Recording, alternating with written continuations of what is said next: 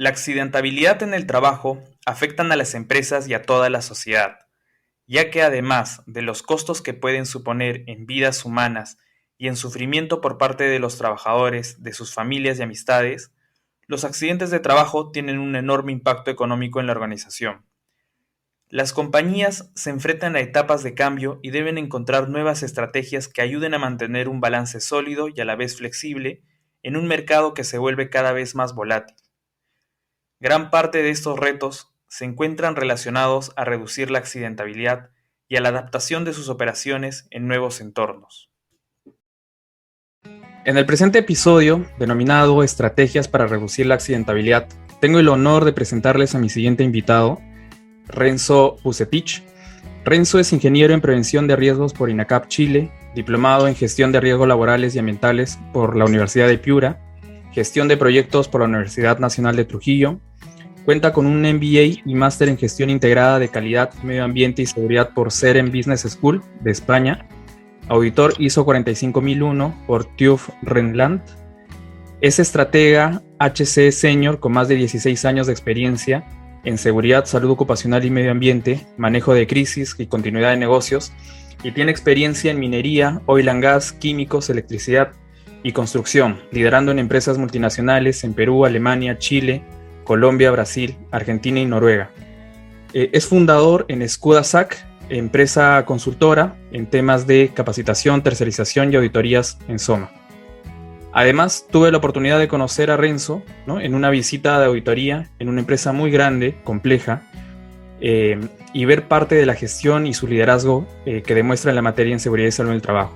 ¿Cómo está, Renzo? Bienvenido. ¿Qué tal, Hugo? Muchas gracias por esa invitación. Es un placer poder acompañarte a ti y a todos tus oyentes en esta gran iniciativa que has tenido de desarrollar los podcasts enfocado en la gestión preventiva, ¿no? Y de cómo desde diferentes ámbitos y ópticas, en este caso la mía, en esta ocasión, podemos aportar un granito de arena para los demás colegas y gente de otras ramas interesada en la gestión preventiva también. Así que, repito, es un honor y muchas gracias por invitarme. No, gracias a ti, Renzo, por estar. Y el tema de este episodio es un tema bastante particular, que es estrategias para reducir la accidentabilidad. Para comenzar y entrar un poco en contexto, Renzo, ¿cómo definimos a la accidentabilidad y por qué es importante medirla? Bien, la accidentabilidad en sí es un concepto técnico, ¿no? Sabemos que está formada por los indicadores de frecuencia y de gravedad o severidad. Es un cálculo basado en horas hombre trabajadas versus la cantidad de días perdidos, cuántas veces han ocurrido los eventos en las empresas. Eso lo conocemos por fórmula, pero en sí la accidentabilidad es el enemigo del progreso en todos los ámbitos, no solamente en el laboral. Un accidente detiene procesos, deriva recursos destinados a otros objetivos para lo que se refiere a la investigación, resarcimiento, atención de las personas lesionadas o de las pérdidas en las empresas. Entonces, como concepto general, la accidentabilidad es un factor para el cual nosotros debemos estar preparados y enfocados en tratar de reducirla al máximo o en lo posible eliminarla, ¿no? Desde nuestros diferentes puestos de trabajo, ya sea en una empresa, como asesores independientes, como estudiantes de repente de estas ramas que convocan a esta importante e interesante materia que es la gestión preventiva, ¿no? La gestión preventiva no la hace el personal de seguridad, ese es un paradigma ya desterrado hace muchos años. La hacemos todos desde nuestros diferentes puestos, desde nuestros diferentes puntos de aporte a las empresas, a la sociedad en general, en realidad a cualquier labor que realicemos. Y bueno, ¿por qué es importante medirla? Aparte de la obligación legal, ¿no? Porque es una obligación legal también medirla.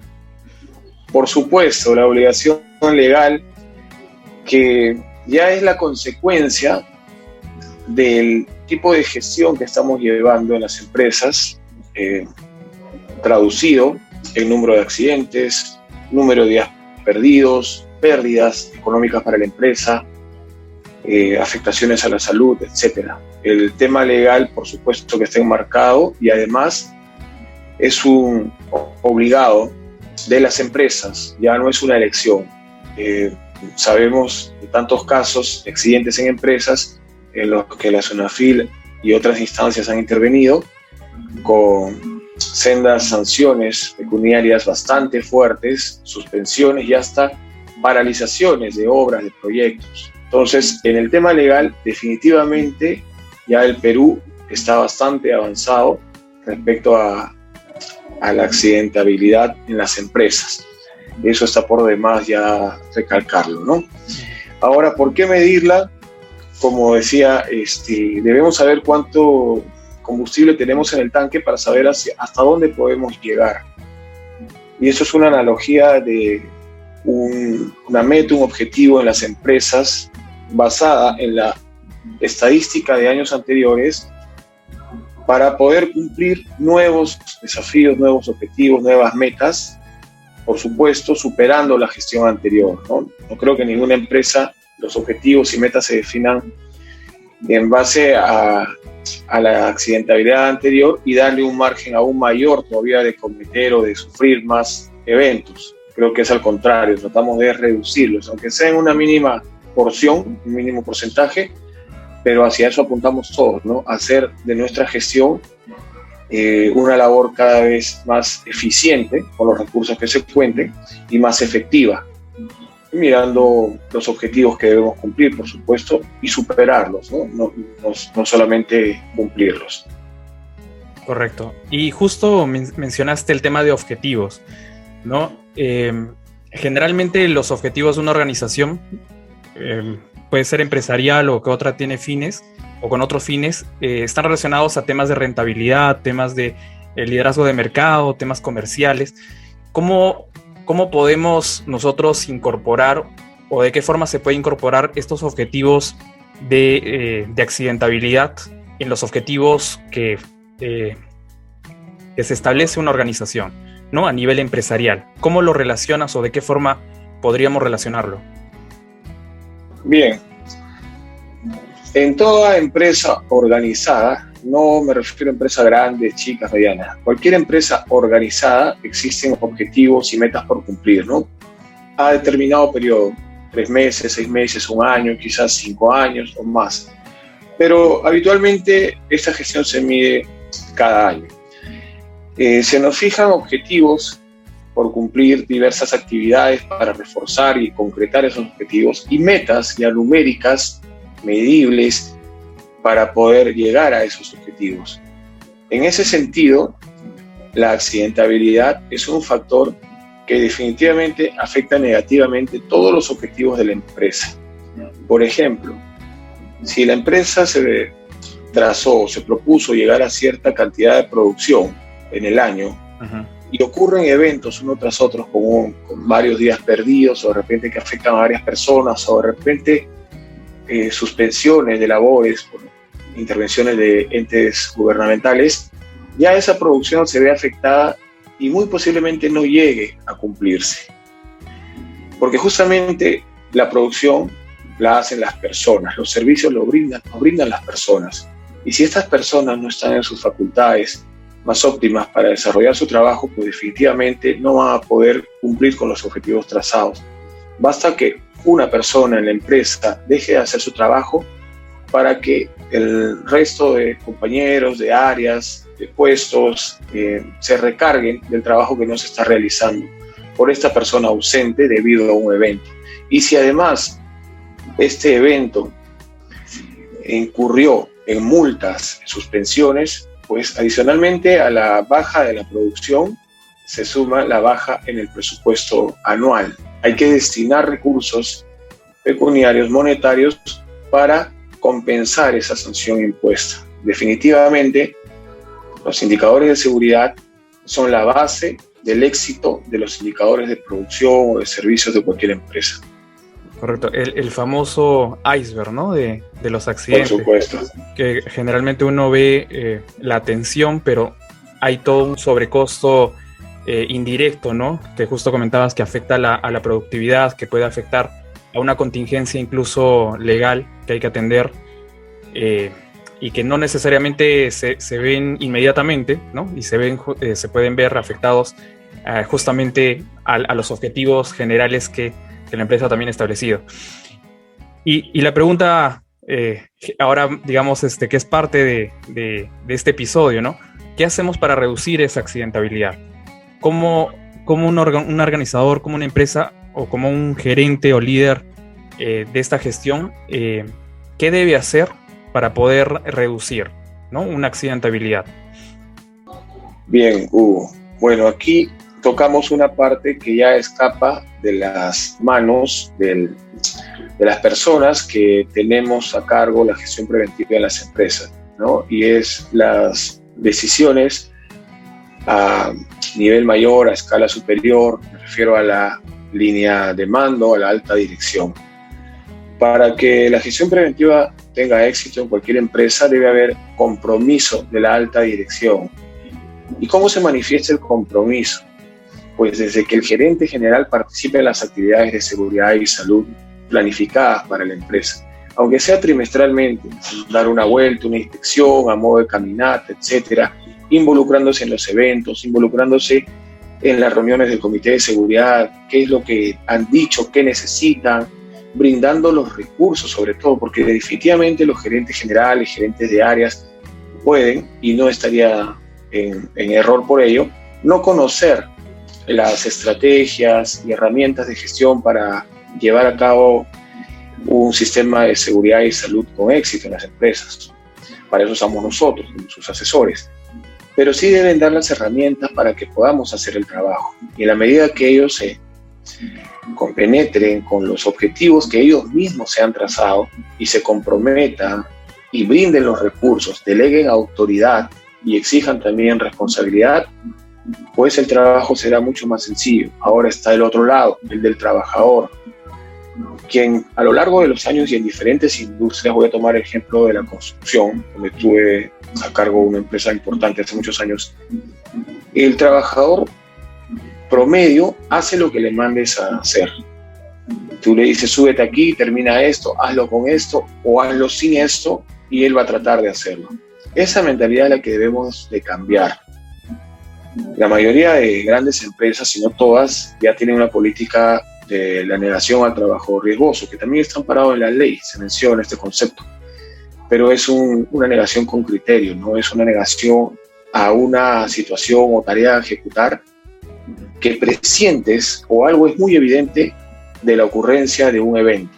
Cuando ves que algo va a salir mal o se están omitiendo controles fundamentales, tienes todo el derecho a negarte. Pero eso hay que reforzarlo en el trabajador. Y no solamente reforzarle ese derecho a decir no, sino capacitarlo para que él sepa identificar y planificar los riesgos de su tarea, ver cómo los va a controlar, y si no puede hacerlo solo, pues requerir el apoyo de sus superiores, comunicarlo, ser parte de la solución, aportar ideas, etc. Por supuesto que la responsabilidad principal en la seguridad de las personas es de la alta dirección, es de las empresas, quienes deben facilitar los recursos para que el trabajador sea el último expuesto ante un accidente. Como sabemos, hay un orden, una jerarquía de controles que empieza desde la eliminación del riesgo, si no es posible, pues la sustitución de este por otros elementos, otros métodos. Luego viene la ingeniería, ¿no? Ya qué se puede hacer a nivel mecánico, a nivel físico, en el área, en el entorno físico de trabajo, para que los trabajadores pues estén menos expuestos o, en todo caso, bajo un riesgo controlado. Adicionalmente vienen los controles administrativos que conocemos, capacitaciones, inspecciones, checklists, etc. Y finalmente se dota de equipo de protección personal al trabajador, quien ya tiene la última responsabilidad de hacer o no un trabajo que represente un riesgo inminente para él. Un trabajador completamente vestido, protegido con todos sus EPPs, no puede definitivamente hacer un trabajo que a todas luces puede resultar mal. Simplemente por el hecho de que ya está protegido. No, ahí queda la última barrera, y es algo que que siempre trato yo de difundir, ¿no? Que es mi concepto del sexto control. En la jerarquía de controles, los que he mencionado son 5, que todos conocemos, que los he comentado, pero el sexto control es el derecho a decir no o el sentido de autoprotección que tenemos desde que somos infantes, desde que somos bebés, cuando salimos de la barriga de la madre y empezamos a dar nuestros primeros movimientos a nivel de suelo, lo hacemos a gatas. Cuando ya un bebé empieza a adquirir una mayor fortaleza, a partir de un año y medio empieza a pararse, cuando pierde equilibrio, se sienta para no dañarse el rostro, las partes más sensibles de su cuerpo. Luego, cuando este niño ya empieza a correr y se tropieza, pone los codos, pone las manos. Y esa condición de autoprotección la mantenemos hasta la adultez. Bueno, ya la perdemos con la vejez, en la ancianidad, porque los reflejos no son los mismos, pero siempre vamos a tratar de protegernos. ¿Por qué perder ese sentido de autoprotección en el trabajo? ¿Por qué perder el sentido de supervivencia, el instinto de supervivencia en el trabajo? Si supuestamente es ahí donde estamos mejor capacitados, mejor preparados y mejor protegidos para evitar las lesiones hacia nosotros, ¿no? Ahora, definitivamente hay otras circunstancias que pueden favorecer la ocurrencia de los eventos, ¿no? Ya son las condiciones inseguras o decisiones de otras personas que nos afecten directamente. Pero el instinto de supervivencia, el sexto control, no deberíamos perderlo bajo ninguna circunstancia. Muy interesante, Renzo, ¿no? El derecho a la negatividad al trabajo cuando éstas no contemplan condiciones adecuadas, ¿no? Para el trabajo. Y es más, yo diría el derecho y el deber, ¿no? Que tiene un trabajador al hacerlo. Y algo que también me llama la atención tu comentario. Yo también trabajé en construcción. Construcción es un sector bastante complejo, creo yo, en el sentido porque los trabajadores, hay mucha rotación de trabajadores, ¿no? Sí. Y la sensibilización a veces hay que ser agresiva porque el trabajador que está hoy día, por el régimen que tienen, al día siguiente está en otra organización y no necesariamente con la misma cultura, ¿no? Entonces ahí hay un enfoque fuerte. Y otra cosa también que me llama la atención y quería compartirla contigo, no sé si te pasa, pero a mí me ha pasado con muchos colegas, es que nos acostumbramos a veces a mencionar el tema de seguridad muy relacionado a la normativa, que está bien porque es nuestra base legal, pero perdemos lo que tú has dicho, ¿no? Esa sensibilidad a veces de olvídate la normativa, percibe el riesgo, ¿no? Percibe el objetivo, no porque no esté relacionado necesariamente una norma, no es que exista un peligro o que ésta pueda originar un accidente. Y esa sensibilidad suele perderse a veces, ¿no? Que nos acostumbramos a decir en qué parte de la norma está, ¿no? Y a veces, olvídate la norma. Mira que hay un peligro, ¿no? Observa que hay una probabilidad de un accidente y a veces es obvio y nos acostumbramos a relacionarlo necesariamente a una norma. Y no debería ser así, ¿no? Me pareció muy, muy interesante tu comentario y este sexto control que hablas también, ¿no? Que es el derecho y el deber, ¿no? Yo le diría así que tenemos todos para poder protegernos a nosotros mismos, claro. Así es, protegernos a nosotros mismos. Y a raíz de lo que comentas también de que para que esto funcione, ¿no? La máxima cabeza de la organización, ¿no? O un gerente de área debe estar alineado o debe creer en esta gestión, ¿no? Difícilmente creo, y no solo para el tema de seguridad en el trabajo, en realidad cualquier gestión que uno quiera incorporar en una organización, si la cabeza no está comprometida o no cree en ella, difícilmente va a poder salir adelante, ¿no? ¿Qué tanto influye el liderazgo en el proceso de este cambio de una cultura? ¿Es posible establecer estrategias de reducción de la accidentabilidad con liderazgos que no creen en esto? ¿Cómo hacer que crean? Sí, por supuesto. Ahí les quiero aterrizar en la respuesta a tu pregunta sobre el tema de la influencia del liderazgo en la consecución de los objetivos de la gestión preventiva en las empresas. Y es cuando estuve a cargo del área de seguridad y salud en el trabajo de una empresa importante de concreto, de fabricación de concreto, llegué una empresa en la que todos los meses se registraban 4, 5, 6 eventos con tiempo perdido. Era algo habitual. Y esta empresa pues tenía la característica de brindar servicio en construcciones ajenas, ¿no? De terceros, llevando el concreto, ¿no? Iban sus operarios, dejaban el concreto, lo abastecían la obra, se retiraban y en esas circunstancias se accidentaban. También se accidentaban en los talleres de la empresa, ¿no? Talleres de mantenimiento. Y cuando se hacía el reporte, mis primeros reportes hacia la gerencia general, en los comités de gerencias, yo tenía cargo de jefatura ahí, el gerente general oía el caso del trabajador accidentado que yo le exponía y me preguntaba, ¿y ya lo votaron? Eso me extrañó muchísimo porque, bueno, definitivamente no me eduqué laboralmente ni académicamente con esa perspectiva de votar al accidentado. Y empecé a trabajar con los obreros, con los operarios, ¿no? Reactivando el Comité de Seguridad y Salud en cada una de las unidades de esta empresa, acercándome a ellos, brindando las charlas, las capacitaciones, estando con ellos en los entrenamientos, apoyándolos hasta hacerlos sentirse importantes y empoderados en su labor de defensores de su propia seguridad y la de sus compañeros, llámese los miembros del Comité de Seguridad. Y es así que luego que los trabajadores reforzaron ese aspecto y empezaron a incurrir cada vez en menos cantidad de accidentes, cuando estos ocurrían, obviamente, como se debe hacer, se llegaba a la causa raíz. Y eso estaba relacionado muchas veces con fallas de la organización. Entonces, en los siguientes comités, llevaba el análisis completo, las causas, y llegábamos a una falla de la empresa. Y le decía al gerente general, bueno, aquí hemos fallado nosotros. ¿A qué jefe vamos a votar? Y el gerente general, bueno, a modo de risa, nerviosa, no tenía palabras.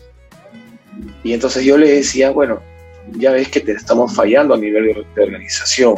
Y un trabajador accidentado sirve como experiencia de las cosas que no hay que hacer o de las cosas que debemos cuidarnos para los demás. Definitivamente es un valor, un elemento de mucha experiencia y que nos va a servir para poder fortalecer en los compañeros nuevos estas acciones que lo llevaron a cometer el accidente, ¿no? Fuera de ello, corregir internamente las fallas que se han identificado en esta investigación. Y es así donde recién me dan la potestad y autoridad para capacitar a los jefes de plantas y tomar con ellos el mismo reforzamiento y esfuerzo que hice con los trabajadores para que ellos, en principio, se comprometan con la seguridad de sus operarios por cada planta y empiecen a preocuparse por los indicadores. Y es así como también reportaba cuadros estadísticos por planta, ¿no? Donde hacía una competencia sana por las plantas que habían dejado de tener accidentes y las que sí los estaban teniendo. Y las que sí los estaban teniendo no se les recriminaba, sino se les daba mayor aporte. Pero en las que iban dejando de tener accidentes cada mes, había una competencia. Querían continuar así por ser las plantas más seguras de las 19 que tenía esta empresa, ¿no? Entonces, es una de las estrategias cuando tienes en contra a la alta dirección respecto a la gestión preventiva o no te brinda los recursos o se indica directamente al trabajador como responsable de los eventos y cubre con su manto sobreprotector a la línea de mando intermedio. Excelente. Es una estrategia, yo también la suelo utilizar. Creo que el poder que tiene el comité de seguridad o los subcomités o estos comités paritarios donde también le das voz al trabajador y cuando estos funcionan adecuadamente, ¿no? Creo que son muy poderosos, ¿no? Porque también generan liderazgo, por supuesto, generan visibilidad, ¿no? en los trabajadores y creo que es una estrategia excelente, ¿no? que nos comentas. Me pareció muy curioso también el hecho de el comentario, ¿no? En este caso de la gerencia, ¿no? que suele pasar, ¿no? Una gerencia tradicional, ¿no? que no ve mucho el tema de seguridad. El primer culpable, digamos, frente a un accidente es el trabajador, ¿no? Y así cambiarlo es. un poco a decirle, no, acá hay un tema de liderazgo, ¿no? En general, ¿no? Y un poco ver el tema de la jefatura. y propiamente esta como una de las estrategias, ¿no? Para poder reducir la accidentabilidad. Y creo lo que también te he escuchado es, tú apuestas bastante por la formación, ¿no? La formación, lo que es la educación, en este caso para las jefaturas, ¿no? De áreas que les hiciste incluso una competencia sana, ¿no? Para poder reportar, pero en base a que ellos se formen y lleguen a esa cultura de seguridad y salud del trabajo, digamos, a nivel académico. Así es. ¿Qué tanto influye esto en la cultura, ¿no? Finalmente, porque vas a formarlos académicamente, ¿no? Digamos, en temas de conocimientos. Ahora, ¿cómo llegamos a eso a la práctica? Bueno, para esta situación que me planteas, expondré otro ejemplo de la práctica que tuve en una empresa ya como asesor, una empresa de minerales no metálicos, en la que tenían diferentes áreas de producción y la gente, los líderes, los gerentes de áreas, jefes de plantas, tenían 15, 20 años, 25 años en la empresa, ¿no? El gerente general era hijo del dueño anterior, que había sido el fundador y así, ¿no? Una empresa familiar donde estos gerentes tenían muchísimos años, pero su accidentabilidad era muy alta y tenían todo un departamento de seguridad, salud, medio ambiente, con un jefe, supervisores por turnos, etc. Pero los indicadores no nos acompañaban. Entonces, cuando hago el análisis de cómo estaban disparados los indicadores respecto a las metas que ellos se proponían año tras año, y que al otro año volvían a poner la misma meta y otra vez se disparaba en accidentabilidad, entonces me tocó hacer un trabajo personalizado. Hice un listado de todos los jefes de plantas y me fui donde ellos y les pregunté, ¿sabes cuál es el indicador para este año en accidentabilidad? No tenían idea. Y les decía, ¿y sabes cuál es el resultado de tu área en los últimos años? Tampoco. Y así me pasaba con muchos. Entonces, cuando voy donde el gerente general, le digo, mira, los gerentes de planta ni siquiera se interesan por cuál es la meta anual en accidentabilidad. Por lo tanto, sus indicadores, si son buenos o malos, en el caso sobre todo de los que son malos, no les afectan, porque no los conocen y porque no hay una exigencia de la alta dirección para que ellos se limiten al tope, a la meta que se ha impuesto para ese año y traten de no sobrepasarla. Simplemente ellos tienen los eventos unos tras otros, al otro año quizás tengan menos, al otro año tienen más, pero no tienen idea de cómo se están midiendo las cosas. Entonces, lo primero que hay que hacer aquí en este caso es capacitar en legislación a todos los jefes de plantas y gerentes. Decirles qué dicen las normas y cuál es su responsabilidad, hasta penal, en el caso de ocurrencia de accidentes. Luego, indicarles, mostrarles cuáles son los indicadores de la empresa propuestos y cómo han venido los resultados en los últimos años. Y ahí llamar área por área cómo han sido sus indicadores. Y aquellos que tienen mayor accidentabilidad en los últimos años, proponerles la propia solución que debe partir de ellos. Decirles, a ver, tú, ingeniero tal, mira tus resultados en los últimos años. ¿Qué sugieres para que esto cambie? Seguramente muchos no sabrán qué hacer o dirán, bueno, mándenme más supervisores. Lo que sea que ellos digan ya es una primera idea. Ahí la complementamos con el soporte del personal de seguridad y salud para definir estrategias específicas. Hay que ver en esa planta cuáles han sido los accidentes más recurrentes, en manos, en la vista, inhalación de humos, en qué horarios, qué días de la semana, qué meses del año, en qué tipo de rangos de etarios, ¿no? De qué edades, los nuevos, los antiguos, y resultaba que los nuevos eran los que más se accidentaban. Entonces hay que reforzar la inducción, de repente hacerla más amplia, pasar un periodo de pasantía de un mes por los trabajadores nuevos por la planta donde van a estar hasta que finalmente ya puedan hacer su trabajo solo. Hay que identificarlos con un polo, un distintivo que es personal en entrenamiento para que no se les dé tareas de alto riesgo todavía mientras estén en entrenamiento. Y finalmente llenar una ficha de evaluación de los diferentes mentores que este trabajador tenga durante su periodo de pasantía, que aprueben que el trabajador ya está apto para andar solo por la planta. Entonces se vio que esas eran algunas de las estrategias alternativas que podían dar solución al problema, y así empezó a bajar la accidentabilidad de esa empresa, logrando en 6 meses, que fue lo que duró el tiempo de la asesoría que brindé, récords de accidentabilidad, ¿no? Ya dejaron de producirse los eventos en muchas de las plantas y en los últimos 2 o 3 meses no habían accidentes ya en las plantas. Y así, repito, el reforzamiento a la línea de mando en sus funciones y responsabilidades, tanto legales como sociales, porque también hay una cuestión de compromiso con las familias de los trabajadores que ya no vuelven a sus hogares o que vuelven lesionados de por vida, para que traten de protegerlos mejor e ideen estrategias para que esas intenciones de protegerlos pues, se materialicen en salvaguarda de la integridad de sus trabajadores. Y eso es, Hugo, creo, alguna de los tips que puedo dar en ese aspecto de reforzamiento de la línea de mando en lo que se refiere al compromiso con la seguridad. Uh-huh. Y mencionaste algo también muy interesante, que es analizar la data, ¿no? Por supuesto. Si la accidentabilidad está relacionada a estos trabajadores nuevos, ¿no? O está, digamos, está más en manos, está en otra parte del cuerpo.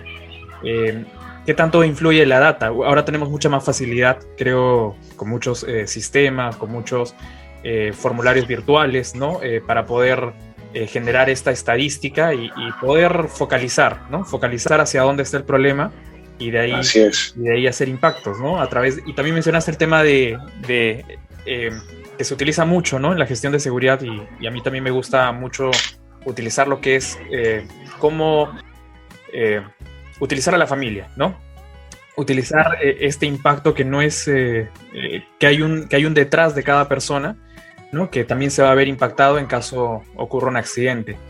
Y esto, bueno, a través de campañas, a través de la sensibilización, de rutinas, creo que también es una gran herramienta. Renzo, en general, una persona, ya hemos hablado que uno de los obstáculos puede ser temas de liderazgo, ¿no? Bueno, idiosincrasia, ¿no? Que podría uno encontrarse en una organización para poder implementar estrategias.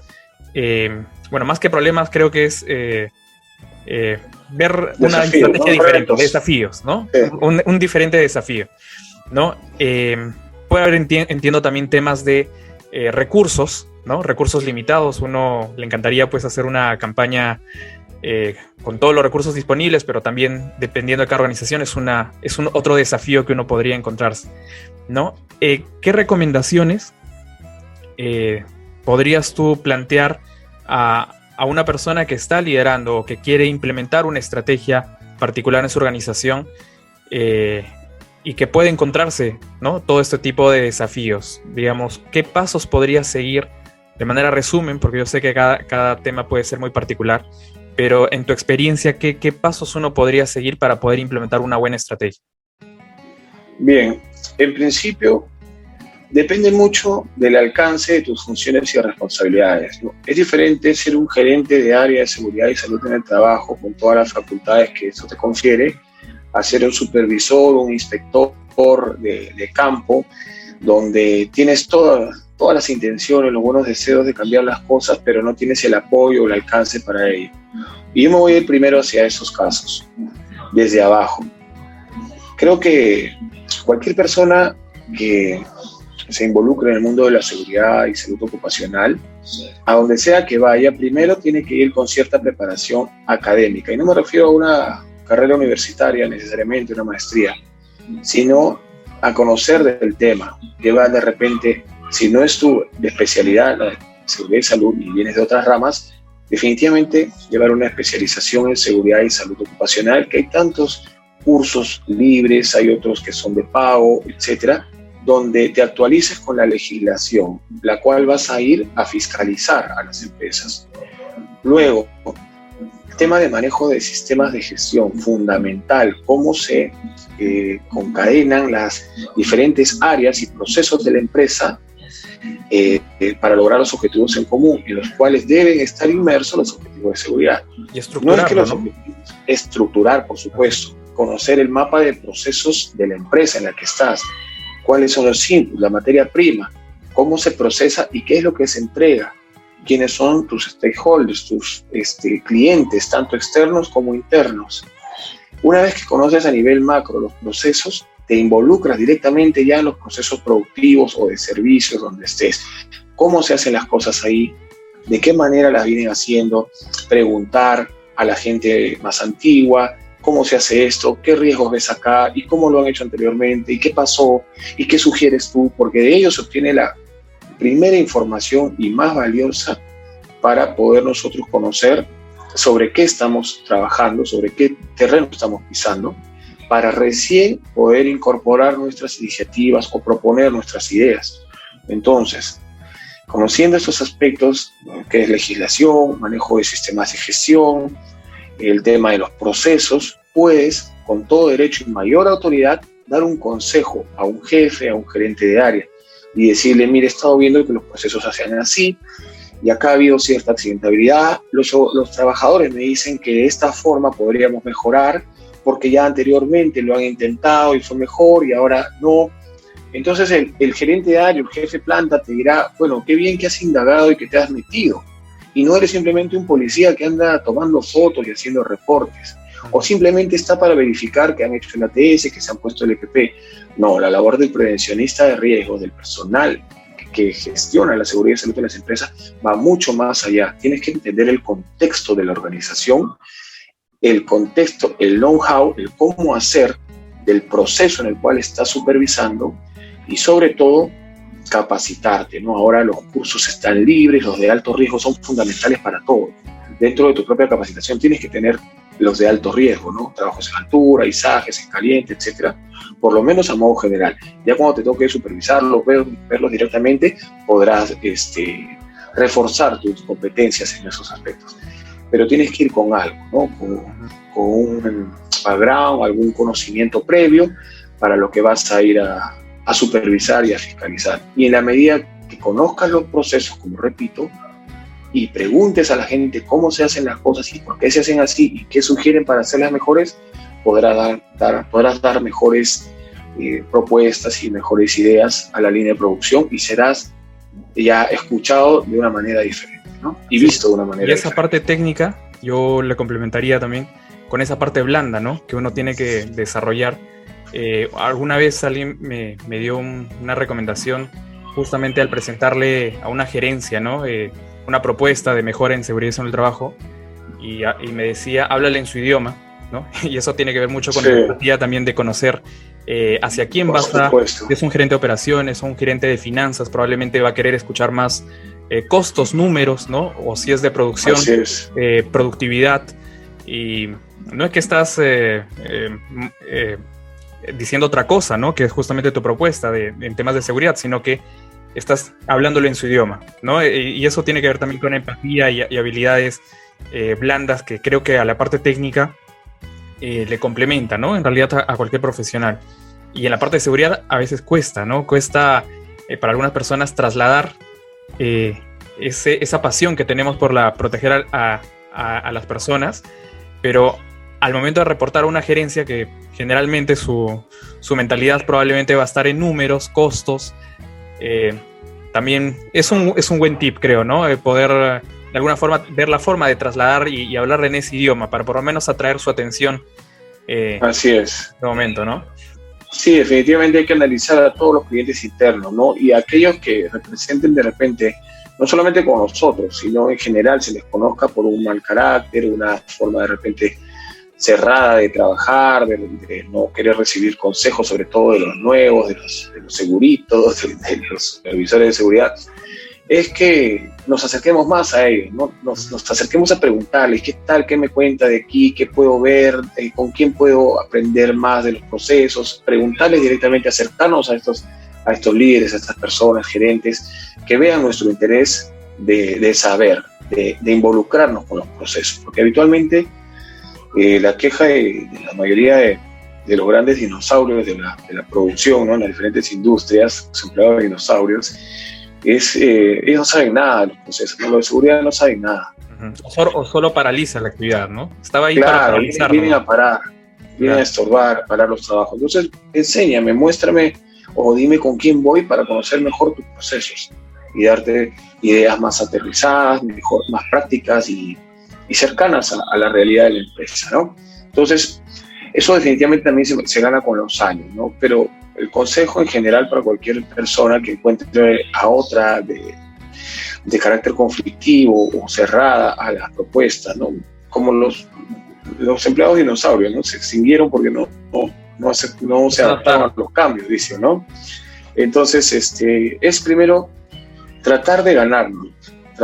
Y en el peor de los casos, si no es posible, pues hacer prevalecer lo que es correcto, porque tratar de ganarlo no significa que le vas a pasar por alto las omisiones, las condiciones inseguras o decisiones inapropiadas que exponen al personal porque tú le has dado el pase. Eso definitivamente ya va contra nuestra propia ética como profesionales de la prevención y definitivamente no tendríamos nada que hacer en ese puesto.